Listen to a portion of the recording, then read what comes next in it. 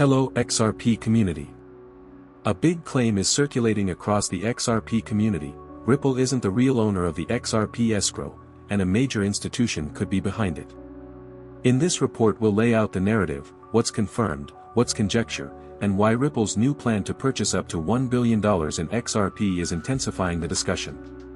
First, the setup.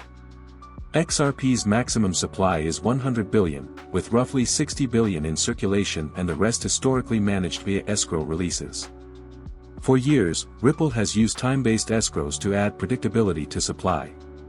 That's public. What's not public is every commercial term or counterparty arrangement around how those escrowed tokens can be used at scale. Here's the core question: if Ripple can access large scheduled releases from escrow, why would it signal plans to buy up to $1 billion of XRP on the open market now? One explanation is optics and market structure. Open market purchases can seed a formal digital asset treasury, improve price discovery, and signal long-term confidence, especially if portions of the escrow are contractually committed, reserved for partners, or otherwise subject to constraints. In other words, custody is not equal to control. Holding assets in escrow with rules attached is different from being free to redeploy them at will. That brings us to the documents and references being shared.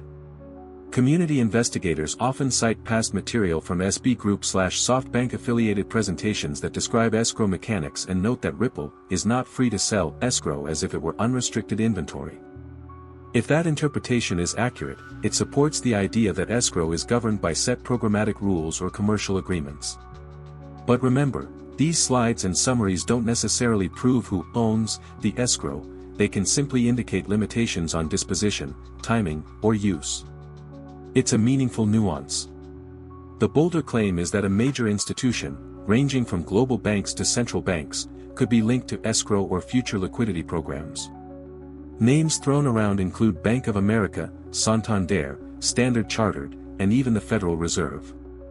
To be clear, there's no public, primary source confirmation that any central bank owns or controls XRP escrow. What we do have is a bigger institutional trend line. Banks are exploring tokenized deposits, stablecoins, and DLT rails, while Ripple has been building custody, payments, and treasury infrastructure that could serve those needs. This is where Ripple's acquisition of G-Treasury becomes strategically important. A corporate treasury platform plugged into a digital asset treasury can manage stablecoins, e.g., Ripple Dollar, XRP liquidity reserves, and tokenized assets, exactly the toolkit a bank or large enterprise needs to operate on blockchain rails with strong governance and reporting. If Ripple is standing up a formal reserve structure, purchasing XRP openly now could make sense, even if future escrow releases exist, because institutions often prefer assets housed in a dedicated vehicle with clear mandates, audits, and board-level oversight. Let's address the Fed document chatter. Periodically, a screenshot or memo circulates online suggesting U.S. agencies discussed using XRP for instant settlement or to replace Nostro/Vostro accounts. Some of these items read like public comments or speculative suggestions rather than adopted policy. They're interesting, but they're not authoritative proof. Treat them as part of the rumor file, not the record. So where does that leave us? Facts: Ripple uses escrow to programmatically release XRP. Ripple has signaled plans to acquire up to $1 billion in XRP. Ripple is building institutional rails, payments, custody, and now corporate treasury via G-Treasury. Plausible: portions of escrow could be encumbered or contractually earmarked. Institutions may prefer XRP sourced via a formal treasury structure. Buying on market can reduce float and strengthen a reserve.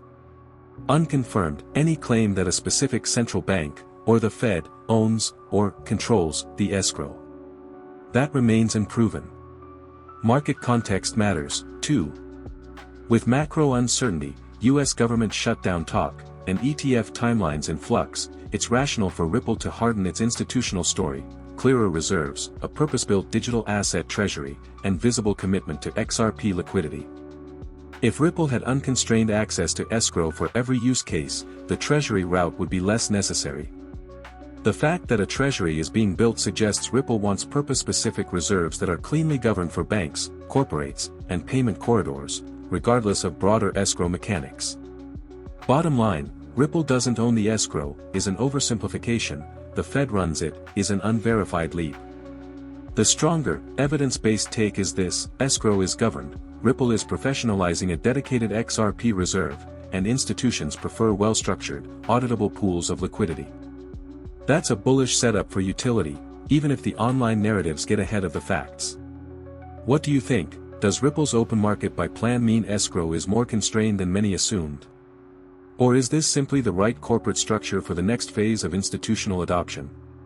Tell me in the comments, smash the like button if this helped clarify the debate, and subscribe with notifications on so you don't miss the next XRP deep dive.